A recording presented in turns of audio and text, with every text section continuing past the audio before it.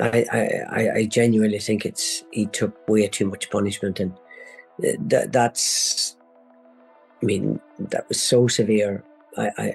If I were him, I'd never fight again. Yeah, look, I thought I'd done enough to win the fight. Don't get me wrong, it wasn't as clear cut as I'd initially wanted it to be, but I definitely thought I'd done enough. Fabio Wardley speaks with deep emotion after revealing his retirement, admitting that the aftermath of the defeat has affected him both emotionally and financially. He says he truly felt he had done enough to secure the victory, but the outcome went against him, leaving his future uncertain and placing him in a tough situation.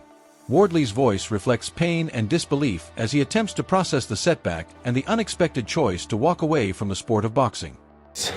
Sometimes in fights and stuff, it can sway the judge's opinion of where they think the fight's going and how it's going out and stuff. And there's little annoyances as well, blood going in my eye and in my mouth and stuff like that. So, thought Wardley showed his limitations and his lack of pedigree, and he was very crude with that right hand over the right hand attack. But he showed so much heart and guts and desire. He just kept going for it. He was never going to quit, was he? He was never going to turn around and fold or take a knee and quit in. Fabio Wardley looks back on his career with pride, yet there is obvious fatigue in his words following the devastating defeat.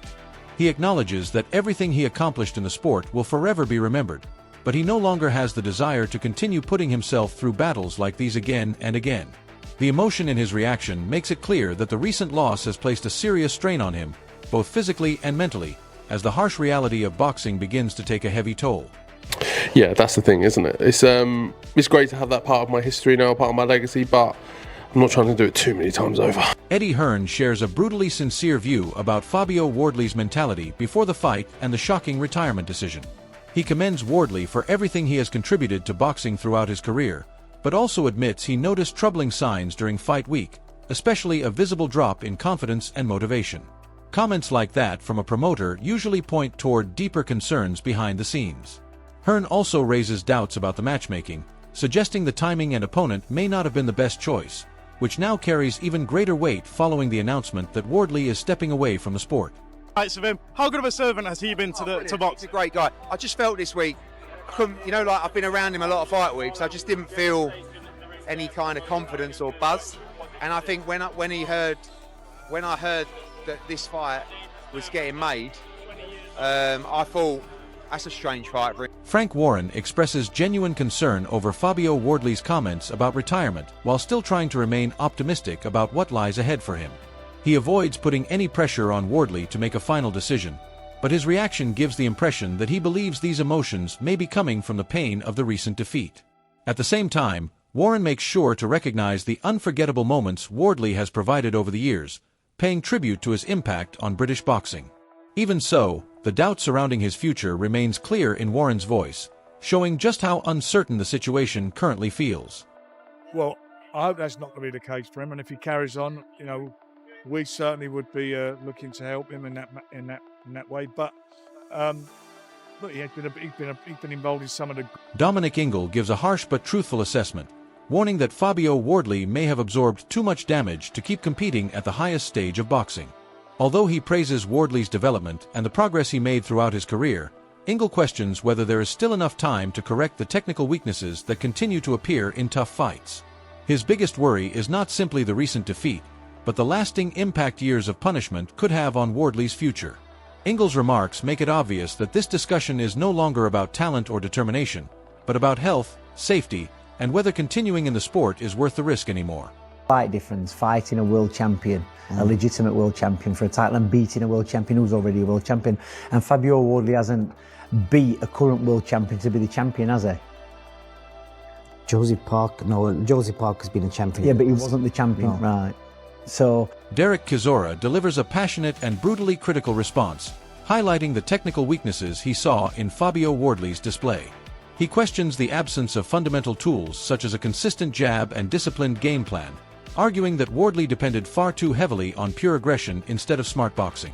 The emotion behind Chisora's comments shows just how vulnerable Fabio appeared during certain stages of the contest, particularly against a calmer and more seasoned opponent who capitalized on nearly every opening and mistake throughout the fight. Fabio was not ready for boxing. He was no jab, nothing, looking for power shots. It's like he didn't train. He was busy commentating. Yo, bastard. He was supposed to fucking train in the gym. How many jabs did Fabio chuck? Last jab, he didn't chuck no jab. He didn't do anything with him. Carl Froch gives a balanced reaction filled with both admiration and criticism, explaining that Fabio Wardley abandoned many of the boxing skills he had spent years developing once the pressure of the fight intensified. Froch praises Wardley for building a strong reputation and earning respect through his performances, but he also points to moments of immaturity and poor decision-making that proved costly against a smarter and more experienced opponent. According to Froch, Wardley allowed emotion and aggression to take over instead of staying disciplined and following a structured plan inside the ring. Despite the disappointing defeat and retirement talk, Froch does not completely rule out another chapter in Wardley's career. He believes a comeback is still possible, but only if Fabio learns from these mistakes, sharpens his technique, and returns as a more complete and intelligent fighter in the future. Wardley neglected all of his little bit of boxing skill, what he's learned over the white collar and through the fights that he's been involved in. I mean, he's had a fantastic career, and I don't think this is the end of Fabio Wardley at all, but he showed that he's a bit naive and a bit green. Like I said, his attacks were very crude. I don't know what Ben Davison should have been telling him. Stop throwing that overhand right from out of range. He's looking for the knockout punch. He's not even got his feet in range. So Carl Froch gives a detailed assessment filled with both praise and criticism, explaining that Fabio Wardley moved away from the boxing fundamentals and ring IQ he had gradually built throughout his career. Froch admits Wardley achieved a lot in the sport and earned respect through determination and entertaining performances, but he also points out several moments where inexperience and poor judgment cost him badly under pressure. According to Froch, Wardley became too emotional during key exchanges instead of staying patient and disciplined against a composed opponent who punished mistakes instantly.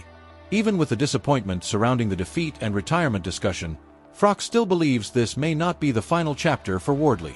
He feels a return could happen one day, but only if Fabio improves technically, learns from the defeat, and comes back as a far smarter and more complete fighter. Fabio Wardley has got a heart as big as a bucket, and some of the punches he took last night, he may not come back from, because he was taking right hands, he was eating them so flush. It was quite brutal to watch at times. I've actually felt sorry for Fabio. Barry McGuigan does not soften his opinion at all as he issues a powerful warning regarding Fabio Wardley's future inside the ring. He repeatedly brings attention to the amount of punishment Wardley absorbed, which shows just how alarming the fight appeared from his perspective. For McGuigan, this discussion goes far beyond strategy, technique, or boxing ability because his main concern is Fabio's long-term health and overall safety after such a damaging contest. He believes another fight of that intensity, especially a rematch, could place Wardley in serious danger and potentially lead to lasting physical consequences. That is why McGuigan strongly feels the smartest decision may be to walk away from boxing entirely before even more damage is done in the future. Rematch, but I don't think he should fight. I genuinely don't think he should take that rematch. I think that's too dangerous. I genuinely think he took way too much punishment, and that was so severe. If I were him, I'd never fight again. Clemens paints a highly alarming and vivid account of the bout, suggesting that Fabio Wardley appeared disoriented and unaware during key stages of the contest. He stresses the severity of the punches landed, likening them to shots capable of flooring top-level heavyweights such as Anthony Joshua. Despite acknowledging Wardley's resilience and willingness to absorb punishment, the overall impression he gives is deeply uneasy about how extreme the exchanges became. His comments underline just how near the bout came to turning into a serious medical emergency. This got to a point where Fabio is stumbling around. He's not even aware of his surroundings, it doesn't look like. The doctors are checking on him round after round. And, I said Daniel had big stones to get off the canvas. Fabio Wardley's got a chin of iron because he ate some absolute nukes. Shots that put Anthony Joshua on the floor from Daniel Dubois and probably would have put a lesser man in the hospital that night. I'm sure Fabio's in the hospital now, but stretcher. Johnny Nelson offers a detailed technical breakdown of the contest, pinpointing the exact stage where Fabio Wardley's performance began to unravel. He notes that in the opening rounds there were clear positives in Wardley's approach, including disciplined jab work, decent movement, and an overall structure that kept him competitive early on. However, Nelson explains that once that initial game plan was neutralized, Wardley struggled to produce any meaningful adjustments or alternative strategies. From around the 6th round onward, this lack of adaptability became the turning point, leading to a steady breakdown in control and effectiveness. In Nelson's view, it highlights a fighter who started with intent and organization, but ultimately could not respond when the fight demanded tactical evolution under sustained pressure. First half of the fight, he kept his shape. You know, the jabs were working, dominating head to body. Kept slinging that big right hand over the top. Now and again, he's whip it up the middle. He had good feet for a big guy, good feet. And I thought, you look the part. But then there was no plan B that he could rely on if that didn't work. And you saw from round 6, he lost his shape. The shape had gone because there was no plan B. You know, when he get hit, it was like he completely turned. And trust me, this boy's got no cower. David Haye shifts the focus entirely toward the spectacle and sheer intensity of the contest, describing it as a full-scale heavyweight battle that delivered non-stop drama. He praises both fighters for their courage, resilience, and willingness to engage, pointing out that the action never really slowed down and kept the audience invested from the opening bell to the final moments. Unlike more critical voices who focused on flaws or tactical issues, Haye views the fight as a perfect example of what heavyweight boxing should represent: raw emotion, danger, and entertainment at the highest level. In his opinion, rather than a technical collapse, it was a classic showdown that showcased heart, toughness, and excitement in every single round. I've never seen a heavyweight fight that captivating, that entertaining, round after round, backwards and forwards. The heart on these guys, the balls, the bravery. That's what you want to pay. That's what you want to. We hope every time we tune in for a heavyweight championship, you're getting that type of energy. They both gave everything they had. I could watch that 10 times over. Daniel Dubois opens up about the psychological side of the bout, explaining how he had to push through early anxiety before finding his rhythm and taking command of the fight. He admits that his timing and composure were not fully there in the opening stages, but he gradually steadied himself and responded to the pressure as the rounds unfolded.